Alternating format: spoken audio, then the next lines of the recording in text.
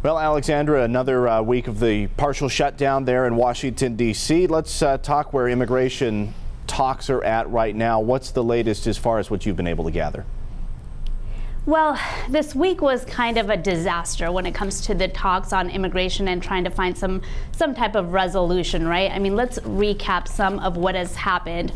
First, there was the presidential address, which was kind of dark and bleak and really didn't do anything to move people's opinions. I mean, there's not one single Democratic lawmaker that I've talked to since then that said, yeah, that speech was effective in changing my mind about paying for the president's border wall. So that's number one. Then we started hearing some grumblings on the Hill that some Republican senators like Cory Gardner from Colorado, who's up for re-election in a couple of years in a purple state, he's getting a little frustrated, and he's not the only one, with the president's stance on keeping the government shut down over the border wall. So the president felt the need to come to Capitol Hill for the Republican weekly policy lunch, and that wasn't a pre-planned appearance on the Hill from the president. So I'd say that's an indication the president was getting a little worried and is now trying to keep Republicans on the same page about this.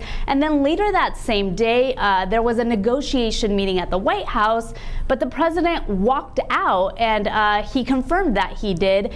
He reportedly asked Speaker Pelosi and Leader Schumer whether they would be willing to pay for the border wall after the president agreed to reopen the government. Speaker Pelosi said no, and the president said it was a waste of his time and then walked out. We've tried asking the White House, how does walking out of a negotiation meeting help? And of course, they've kind of struggled to explain how that is helpful. And then finally, there's the president's visit to the border, which he himself said he didn't want to do and called a photo op. Now, that was supposed to be off-the-record comments that he made to reporters, but then the New York Times reported it, and the president himself basically confirmed it on Twitter. So not a good week in these negotiations. There isn't any agreement. There's Republicans I've talked to, Whip Thune, Senate Majority Whip John Thune, told me, Democrats haven't given an inch here, but I think it's fair to say neither has the president. Are there any compromises on the table then that could kind of unstick this logjam? Something like DACA, for example, some sort of legislation on DACA or approvals for DACA in exchange for wall funding?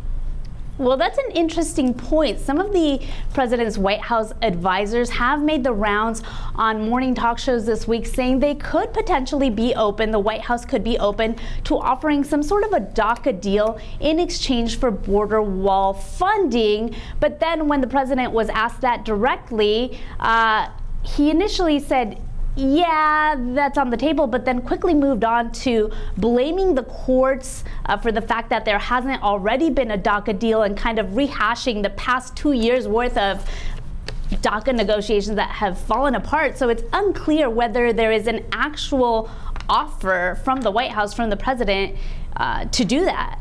Perhaps the president not wanting to show his cards compared to other officials as negotiations are ongoing. Well, I know you'll be keeping, of course, as always, a very close eye on all of this, Alexander. If something, of course, breaks, we'll check back in with you. But until then, thanks again.